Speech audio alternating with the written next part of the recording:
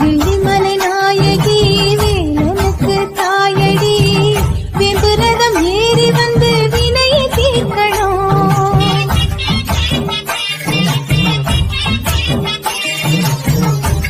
திருக்கடவூரின் அபிராமி, சிதம்பரத்தில் நீ சிவகாமி, திருப்பத்தூரின் பூமாரி, திருவேற்காட்டில் கருமாரி, அன்னை காட்டு பகவதியே, மயிலாப்பூரின் கற்பகமே, கொல்லூர்